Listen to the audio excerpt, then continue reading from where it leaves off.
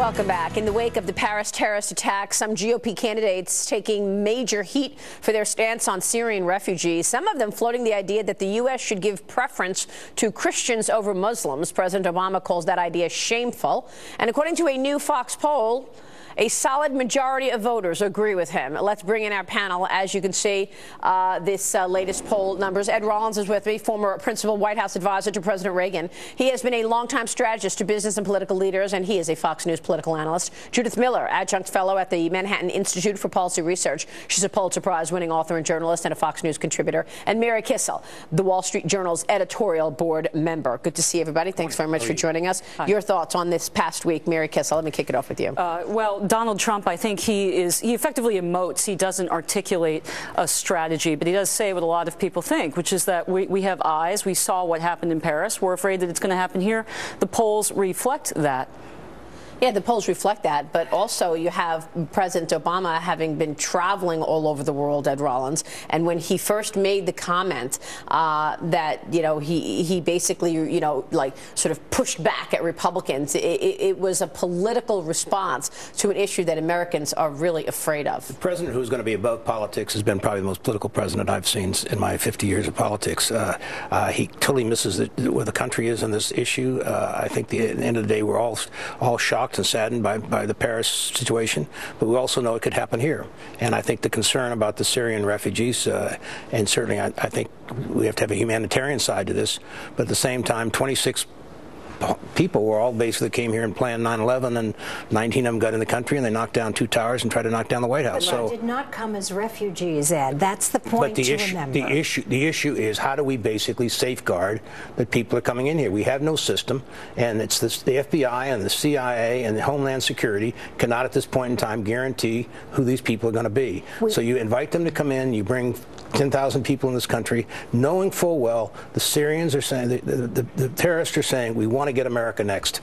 We have a system. It has worked. We've had 2,174 Syrians come into this country since 9/11. Not one of them has been arrested or deported because of terror-related activities. However, I agree with you, Ed. We have to be sure now that ISIS is clearly targeting us and clearly trying to sneak people into the country.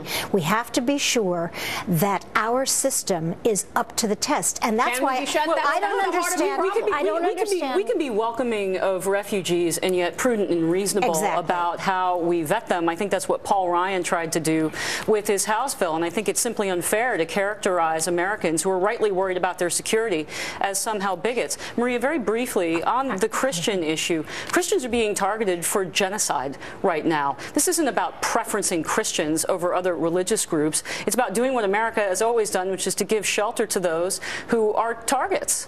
Right. No, I don't think we can have a religious test, but what I don't understand why the president just didn't embrace the legislation to tighten the standards and make sure that everyone. You know why? Because he's trying to use the refugee issue as a political wedge issue against Republicans. We wouldn't have this refugee crisis if the president had gone into Syria, enforced the red line, targeted Assad's airfields, but he didn't. And now we have hundreds of thousands of people fleeing. That's a great point. The danger, though, is Trump and Carson are basically saying outrageous things. Yes, there's no filter there, and we're going to have to live with this. Jack Keane, and both of your guests today, I think the chairman, Royce and Jack Keane, articulated exactly what the problem is and what we ought to seek as solutions.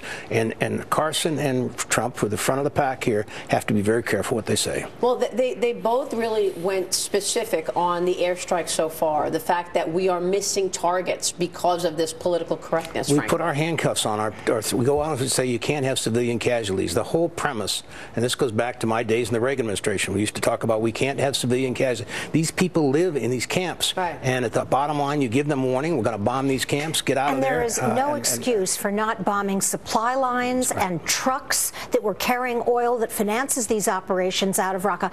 He has not been willing to do this. He must step up and do it now. I don't understand. Because he does want to hand this over. over the truck to the next drivers may be civilian drivers is absurd. Yes, he does. Anybody that's driving one of those trucks is now part of the enemy force. This is not Bosnia. I'm sorry, but you're not going to defeat ISIS with an air campaign. Yes, we need to give protection to the Kurds. We need to give the Sunnis a reason to ally with us. And we need to dump the nuclear deal with Iran. Why is this president not getting Assad out of power? Because Assad is backed by Iran. The president has given political leverage to Tehran, to Moscow. He hasn't outlined a strategy to win. Mary, if you get rid of Assad right now, you will have Damascus go the way of Libya. You will have no government there and no one to do a deal. This is the reasoning. This is the reasoning of the Democrats all along. We can't go in there because we're only going to make it worse. We've been hearing it for 3 to 4 years now. It gets worse and worse and worse, and now terror is on our doorstep.